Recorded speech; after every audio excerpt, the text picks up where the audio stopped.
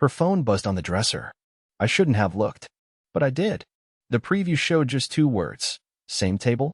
That was enough. I didn't open the message. I didn't need to.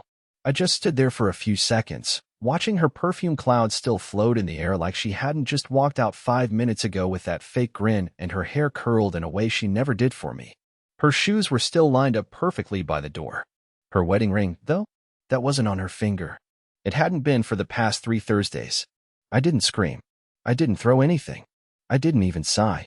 Instead, I walked to the closet, pulled down the old shoebox where I kept receipts we never sorted, anniversary cards she pretended to love, and that ring box. Not the original one that was lost years ago.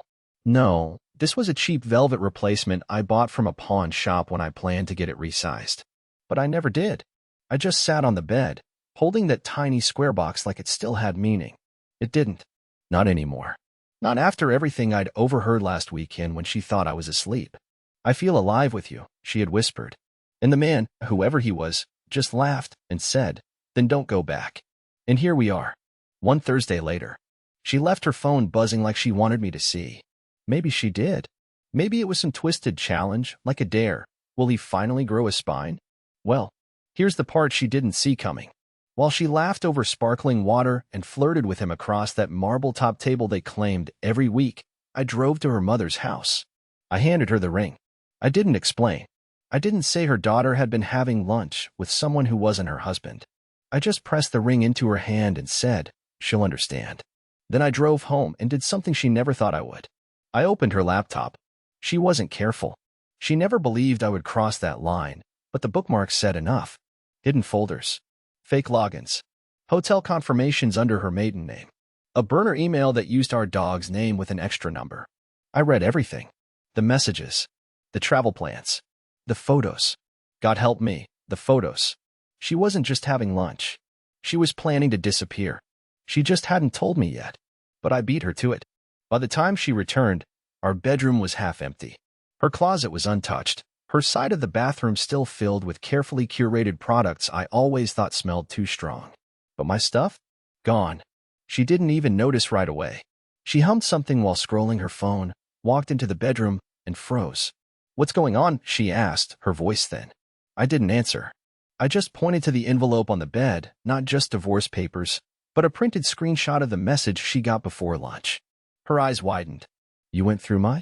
No. I cut her off. You left it there. Like you wanted me to. She opened her mouth, closed it, then sat on the bed like her knees gave out. She stared at the empty drawers, at the space where my boots used to be. And that's when she finally whispered the question I had waited to hear for months. Why now? I shrugged. You thought you'd leave first. But I already did. She didn't say anything for a while after that. She just sat there, blinking like she was trying to catch up with the timeline in her own head, like she was flipping through some emotional calendar and realizing she'd missed the page where I stopped begging, stopped chasing, stopped caring. I leaned against the doorframe, not saying a word. I could hear the kitchen clock ticking behind me, obnoxiously loud in the silence. Tick, tick, tick. I wondered if it sounded that loud during her lunches with him, or if she was too busy twirling her hair and pretending the world didn't exist. Finally, she stood. Slowly. Like she was stepping into water she didn't trust. She crossed the room and picked up the envelope with trembling fingers. I saw her lips move silently as she scanned the top page. Her breath hitched. I almost felt bad. Almost. She looked up, eyes glassy, mascara untouched, because she hadn't cried yet. Not really. You didn't even ask me, she whispered. I tilted my head. Ask you what? Whether the Caesar salad was good. Whether he makes you feel young again. Whether the hotels are nicer when I'm not there to see you sneak out. My voice cracked near the end, and I hated it. I wanted to sound cold. I wanted to be composed. But the pathetic part of me, the one that still missed the version of her who used to warm her hands in my hoodie sleeves, it spoke louder than I wanted. She stepped forward like she wanted to touch me. I moved back. She froze mid-step, and something shifted in her face. That usual sharpness she used to have when she was winning arguments? It wasn't there. What replaced it was something I hadn't seen in a long time. Uncertainty. Maybe even guilt. But it was too late for that. I was already outside of it all, watching it like a movie I'd seen one too many times. I didn't mean to hurt you, she said, and for a second I actually believed she meant it. But then she added, it just happened. I didn't plan for. I raised a hand. Stop. Please.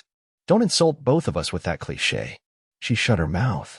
I walked past her, heading to the hallway. My bags were already packed, 2 of them in the trunk, 1 still by the door. I didn't even bother taking the big things. Let her keep the couch, the TV, the silverware her sister gifted us. I took only what mattered, and even that felt like too much. But just before I stepped outside, I turned around. She hadn't followed me. She was still standing in the bedroom doorway, holding the envelope like it was some ancient text she couldn't decode. There's one more thing, I said quietly. She looked up, waiting. I didn't return the ring to hurt you. I returned it because I finally understood something you already knew. Her brow furrowed. What? That I was never really chosen, I said. You settled. I worshipped. You wondered. I waited. And now, finally, I'm finished. She didn't cry. Not then. Not when I closed the door behind me. But as I stood at the end of the driveway and looked back through the living room window one last time, I saw her collapse onto the couch with the ring box in her lap. Her shoulders shook, her face buried in her hands. It should have felt like victory.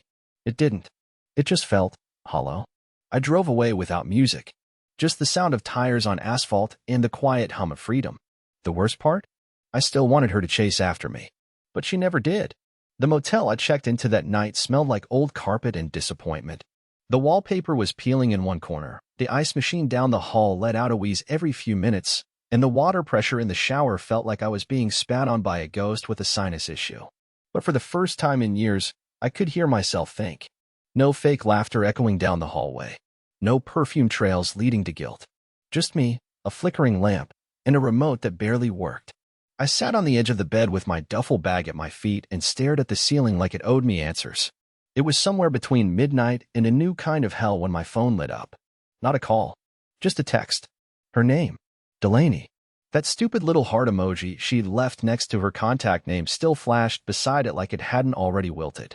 The message said, "Can we talk tomorrow? Please." I didn't respond. I didn't even open it. I just watched the screen dim and thought about the irony, how for months I had begged for her attention, her presence, her time. And now that she was finally chasing, all I felt was a dull kind of detachment. Like she'd switched on the faucet too late and the pipes had already frozen. The next day, I didn't go to work. I couldn't. My boss sent me a confused thumbs up when I texted him family emergency, and I realized how little anyone around me actually knew about what was going on. I had gotten so good at pretending that even the people closest to me never saw the cracks. I mean, what was I supposed to say at lunch last week when my coworker asked how the marriage was going and I said, "Great," with a smile full of teeth and panic. I spent most of the day parked at a gas station an hour out of town, sipping watery coffee and watching strangers walk in and out of the convenience store like their lives made more sense than mine. It was there, in that parking lot, surrounded by dusty windows and day-old hot dogs spinning in a greasy loop, that I remembered something. Something small. A moment I hadn't thought about in years. It was our 3rd year of marriage, maybe 4th, and we'd gotten caught in a thunderstorm walking back from the movies. Delaney had laughed so hard she couldn't breathe, mascara running down her cheeks. Clutching my arm like the rain was the best part of her whole week. We'd gotten home soaked, dripping, cold, and she made tea while wrapped in my old college hoodie. She looked at me over the steam and said, "I don't ever want to lose this." I remember how warm her voice was. I remember believing her. Now I couldn't even remember the last time we shared tea, or silence that didn't hurt, or a touch that wasn't mechanical. That old version of her, the one who danced barefoot in the kitchen, I didn't know where she went. Maybe she disappeared one Thursday, between bites of grilled chicken and long stares across the table at a man who wasn't me. By the time I got back to the motel that evening, there were 3 more messages on my phone. The last one just said, "I deserve to explain." That was rich. Now she wanted to explain? But a part of me, the part that still replayed the thunderstorm and the hoodie and the tea, wanted to hear it. Not because I needed closure. Not because I was willing to forgive. But because if someone's going to break you, they should at least look you in the eye while doing it. So I texted back. Just 2 words. Tomorrow. Noon. I chose the diner near the highway. Neutral ground. No memories there. No risk of nostalgia. I didn't know what she'd say, but I knew what I needed to. She showed up 13 minutes late. I counted. Not because I was being petty, though I probably was, but because every second felt like a warning. Each minute that passed confirmed what I already knew deep down. Delaney never treated my time like it mattered. She walked into that diner like nothing had shattered. Like we were just meeting to split an omelet and talk about the weather. Her hair was pulled back like she was trying to look composed, maybe a little more innocent. I noticed the rings on her fingers were gone. All of them. She slid into the booth across from me and gave a cautious smile, the kind people give when they're about to say something they hope won't hurt as much as it's going to. I didn't smile back. I didn't even reach for the menu. "You look tired," she said quietly, like it was some kind of compliment. "I haven't been sleeping much," I answered. "You'd know why." That set a silence between us so thick you could have buttered it. The waitress came over, asked if we needed more time. I ordered black coffee. Delaney asked for tea. Some part of me flinched. Tea used to be our thing. Now it was just a prop in a broken conversation. She cleared her throat. "Ellis, I didn't plan for any of this to happen. I swear." It was. She paused, searching for the right lie. It was just attention at first. "I didn't think it would go this far." I stared at her. "You didn't think? Or you didn't care?" That hit harder than she expected. Her jaw clenched a little, and she dropped her eyes to the table. The waitress returned with our drinks, leaving behind a fake cheerfulness that vanished the second she stepped away. I watched Delaney fiddle with her spoon, stirring her tea even though she hadn't added sugar. I wondered how many times she'd stirred drinks for him instead. "He listened to me," she said finally, voice low. "I know that sounds awful, but you stopped seeing me, Ellis. You were always tired, always buried in work or fixing something around the house. I felt like I didn't matter anymore." I almost laughed. Not because it was funny, but because it was classic. That line, that defense, that same cracked logic they always used to justify stepping outside the vows. "You didn't give me enough, so I found it somewhere else." Like love is a vending machine, and if you don't press the right buttons, it eats your dollar and walks off with someone who did. I leaned forward, my voice calm but shaking at the edges. "Do you know how many times I told myself I was the problem? How many nights I stayed up wondering what I was doing wrong? And all the while, you were out having lunch dates with someone who made you feel seen? You didn't come to me. You ran away and hoped I wouldn't notice." Her eyes were red now. "Good. Let them be." "I was scared," she whispered. "No," I said, louder than I meant to. "You weren't scared. You were comfortable. You thought I'd never leave. You thought I'd keep forgiving, keep trying, keep holding on while you tested how far you could stretch the line before it snapped." A tear rolled down her cheek. She didn't wipe it. "I never meant to fall for him," she said. It got complicated." I sat back. There it was. Fall for him. She had said it out loud. "Is he still in the picture?" I asked. She nodded. "Yes. But I told him I needed space. That I had to make this right." "This?" I repeated. "There is no this anymore." She blinked fast, like she didn't expect me to be so final. Like she still thought there was some kind of negotiation coming. "You returned the ring," she said quietly. "To my mom." I did. She was devastated. "I bet," I said. "But not as devastated as I was when I found out you'd been planning weekend trips behind my back using our joint account." Her face fell completely. She hadn't known I knew that. Of course she hadn't. "You checked the statements?" "No." "You left them open on the laptop," I said. "Like everything else." The tea was cold now. My coffee untouched. I slid out of the booth, tossing a few bills on the table, even though we hadn't ordered food. As I stood, I looked down at her one last time. "You don't need space," I said. "You already had all the freedom in the world. What you need is a mirror." She opened her mouth to say something, but I walked out before I had to hear it. I didn't need closure. I didn't need her tears. I needed distance. And for the first time, I finally had both. I didn't drive back to the motel right away. I couldn't. My hands were shaking too much to grip the wheel properly, and my chest felt like it was being crushed from the inside out. So instead, I pulled into an empty church parking lot on the edge of town and sat there in silence, watching the wind twist the flag on the front lawn like it was trying to rip it free. I didn't cry. I wanted to, but nothing came out. I just sat there blinking, jaw locked, while the whole weight of the last 12 years pressed against me like wet cement. I kept thinking about the way she looked at the diner, how she tried to control the narrative, how she made sure to look just broken enough without falling apart entirely. Like she was auditioning for forgiveness. Like she still believed she had a role in whatever happened next. But she didn't. Not anymore. And that's when it hit me, really hit me. This wasn't just about a broken marriage. It was about realizing I had been living with someone who stopped loving me long before I had the courage to see it. We were never the same after her promotion. That's where it started. though I didn't want to believe it at the time. The long hours, the work dinners, the sudden urgency to look presentable at all times. She said she was finally coming into her own. I wanted to support her. I really did. But it was like I was being slowly erased from her life, one little boundary at a time. It wasn't just the cheating. It was the contempt. The way she started rolling her eyes at my jokes. The sighs when I asked her to watch a movie with me.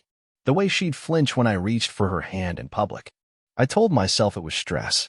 I told myself she was just tired. But it was distance. And she wanted it. She created it. I was just the fool who kept building bridges toward a person already halfway gone. After about 30 minutes of sitting there, I started the car again. I didn't go back to the motel. I went to my sister's place. She opened the door in sweats, mid-bite into a granola bar, and froze when she saw me standing there with bags under my eyes and 2 days' worth of beard growth. "Jesus, Ellis," she said, stepping aside to let me in. "You look like you haven't slept in a month." "2 nights," I said. I left Delaney. She didn't even ask why. She just hugged me. Tight.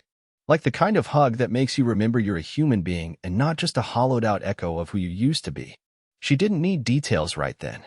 She just told me I could crash in the guest room for as long as I needed and that she'd make tea. I smiled at that. Tea again. I didn't even like tea.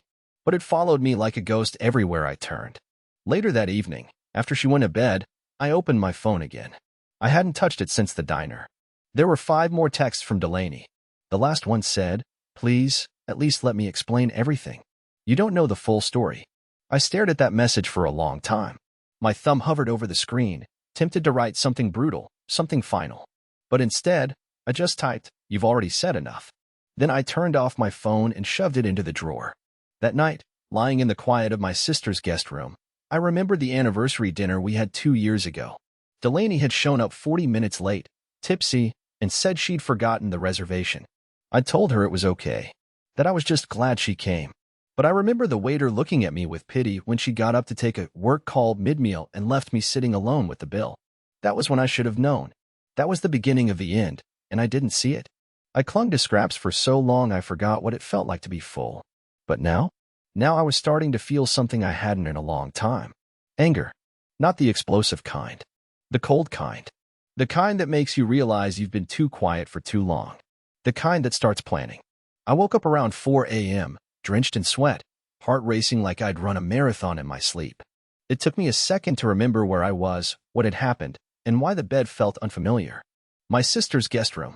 A stack of unopened board games in the corner. A bookshelf filled with old photo albums and knickknacks from a life far more stable than mine. I laid there in the dark, staring at the ceiling, listening to the hum of the refrigerator in the hallway. It felt like my mind was a room with every light switched on and no way to shut any of them off. I started thinking again about the phrase she used at the diner. I didn't mean to fall for him. That sentence had been gnawing at me like a splinter in the back of my brain. Because what did that even mean? That love is some kind of clumsy accident? That she tripped and fell into someone else's arms without noticing she was carrying my trust in both hands? That's not how love works. That's not how betrayal works either. You don't just fall. You walk. One small step at a time. You look back to make sure you're not being watched. And then you keep going. By sunrise, I was already dressed and out the door. I needed air. Space. Something to distract me from the quiet rage building in my chest. I ended up back in the same part of town where Delaney used to take her networking lunches. I parked near the fountain and just sat there, watching early risers walk their dogs and joggers pass by with earbuds and calm faces. Normal people. People with uncomplicated lives. At least, that's how it looked from the outside. At one point, I glanced across the street and saw the restaurant. That restaurant. Where she used to go with him. The one I saw in the credit card statements. The one she lied about, week after week. And I'll be honest, I almost walked in. I don't even know why. Maybe I wanted to sit at their usual table and see if I could feel whatever she felt there. Or maybe I wanted to burn the whole place into memory so I'd never forget how deeply I'd been fooled. Either way, I didn't go in. I just stared through the window and felt my stomach churn. Instead, I pulled out my phone, the one I'd sworn I wouldn't touch again, and scrolled through the photo gallery. Pictures of Delaney at the lake. Delaney in the kitchen with flour on her nose. Us at a friend's wedding, dancing like the world didn't have sharp corners. And then, the last photo I'd taken of her without her knowing she was standing by the front door, smiling at a text, her fingers twirling a strand of hair. I'd thought she was smiling at something I'd said, but now I knew better. And that's when the thought hit me, not a sad thought, not even an angry one, a strategic one. She thought I would vanish. She thought I'd crawl away quietly, lick my wounds, maybe beg her for explanations I didn't even want. She expected me to stay the same man who waited for her to remember him. But I wasn't that man anymore. Not after what I'd seen.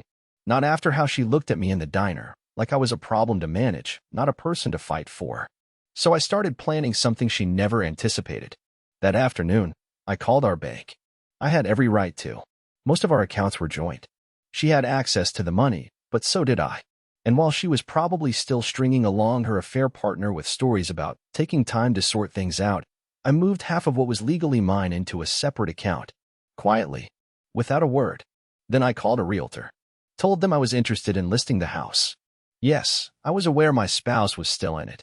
No, I wasn't kicking her out just yet. I just wanted options on the table. I didn't know if I'd go through with it, but I needed leverage, not to hurt her, but to finally reclaim something, control.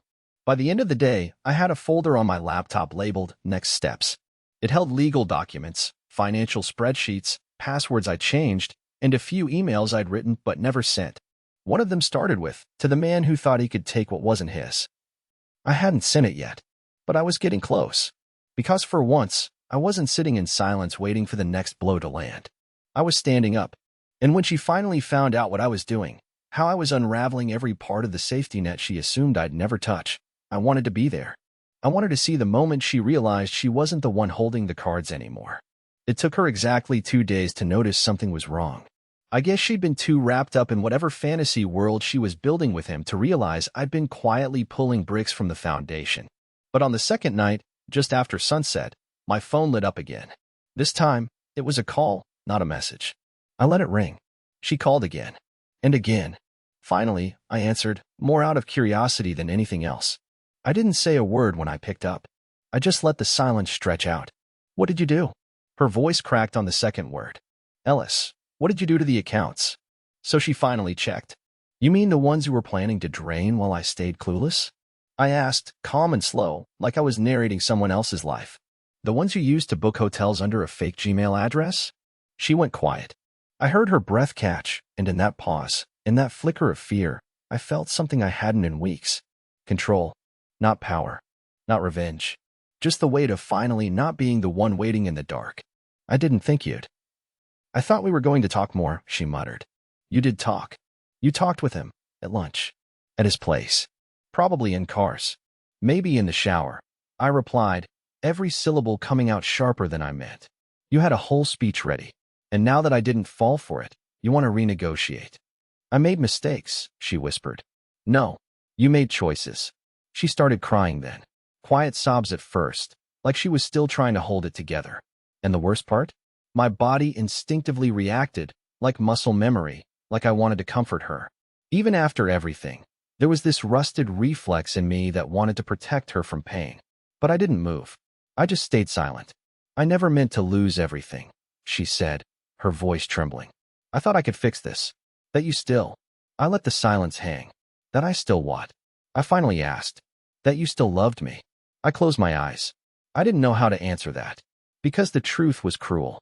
I did love her. I probably always would. In the way someone still flinches when they walk past the place where they broke their arm as a kid. You don't forget that kind of pain. You carry it, long after the healing. But love isn't always enough. Not when it's one-sided. Not when it's weaponized. "You killed it," I said softly. "Whatever was left, you buried it under 1,000 lies. You didn't just cheat. You rewrote the story of US and handed me a version where I didn't even matter." She sobbed harder. I imagined her standing in our kitchen, her kitchen now, gripping the edge of the counter, realizing the safety net she counted on was gone.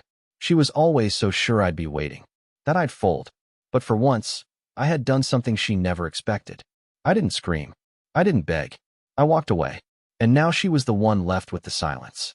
After I hung up, I sat in my sister's backyard for what felt like hours. The sky was the kind of blue that makes your chest ache. There was a chill in the air, and I wrapped my arms around myself even though I wasn't cold. I thought about all the things I'd missed while trying to keep something broken alive, Sunday mornings. Laughing without second-guessing myself. Not wondering who she was texting while I sat 3 feet away. And slowly, something shifted inside me. I wasn't healed, not even close, but I was clear. There would be no returning to the life we had. No dramatic reconciliation. No Hollywood ending. Just the long, hard, boring process of starting over. But at least this time, it would be my story. Not a story built around waiting for someone who already let go. And she would have to sit in the wreckage of what she chose. 2 weeks later, the divorce papers were signed. No theatrics. No last-minute declarations or tragic apologies. Just 2 signatures and a silence so dense it felt like walking through fog. She didn't make eye contact as she handed me the pen. Her hands were shaking slightly, but she wore that same expression I'd grown to hate. The one that tried to make her look like the victim of a life she built herself. And I wasn't going to give her what she wanted. I didn't flinch. I didn't falter. I just signed.